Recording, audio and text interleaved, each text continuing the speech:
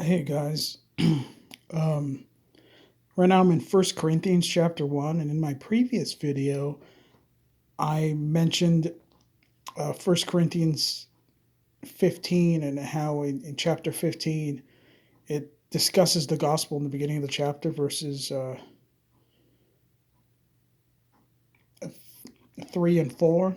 But I also suggest you read, that whole chapter, of course.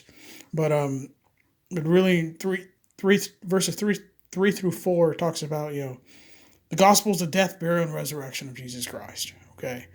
And so keep that in mind where I'm going to point something out here in First Corinthians chapter 1.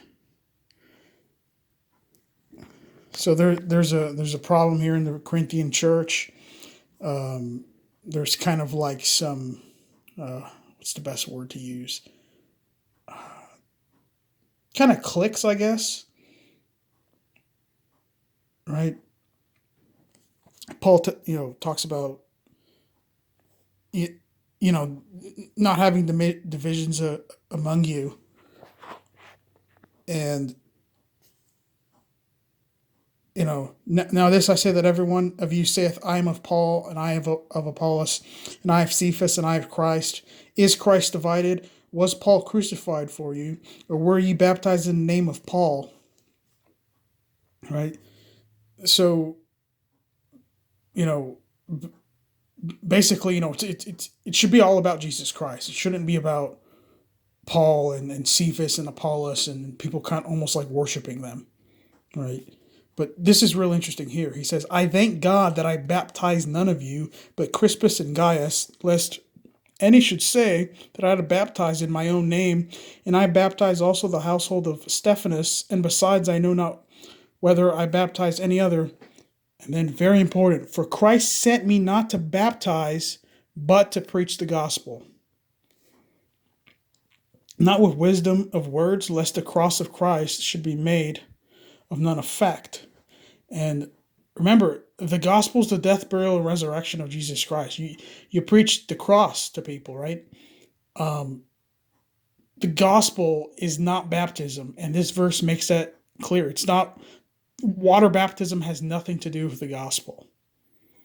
Remember, Paul was, basically the greatest missionary in the history of Christianity, right? And it'd be a weird thing for him to say under the inspiration of the Holy Spirit to pen this down, for him to say, for Christ sent me not to baptize, but to preach the gospel. If water baptism was the gospel, this wouldn't make any sense, right? And